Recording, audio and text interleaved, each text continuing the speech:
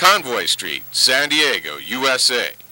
The street isn't much more than a mile long, but it says a lot about you and me and something about our lifestyle these days.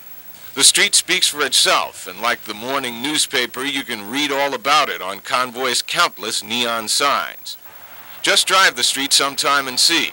Not at rush hours or lunch hour.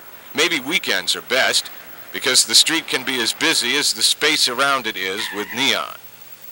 Convoy Street is not a place to live, even if for some strange reason you wanted to do that. It's not zoned for living. It's zoned for offices, businesses, restaurants, fast food chains, and there's plenty of that around. Convoy Street is a place to work.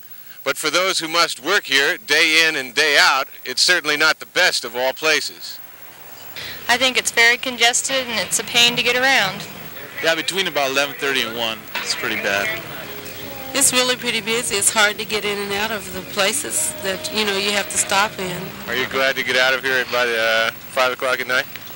Before 5, yeah. But you're glad when you leave? I'm glad when I leave, yeah. Traffic on Convoy and that which backs up on its side streets is a symptom of the street's basic problem, which is too many people in too small a space. Back in the early 60s, when the Kearny Mesa District and Convoy Street were being zoned, city planners made a mistake, which they admit to today. It was contemplated it would be a major industrial center, and it was zoned M1A, which allowed industrial development. Unfortunately, it also allowed commercial development, and because of economic factors, the whole area along Convoy Street developed commercially, excluding all major industrial developments. This resulted in the City Council recognizing that this was a mistake and have created new zones which are now applied to other areas of the city so that this no longer occurs in other major or potential major industrial areas throughout the city. What kind of problems has the city seen develop as a result of what's happened in the Convoy Street area? Basically, we've had an overabundance of commercial establishments, especially the fast food variety. We've had other commercial areas where they were planned have depressed, and more significantly, the land values have increased substantially to the point where it's excluded reasonable industrial development, resulting in a shortage of large industrial sites throughout the city. If we had it to do over again, we'd have all industrial development with just small supporting commercial areas rather than the strip of fast food restaurants that we now see along Convoy Street.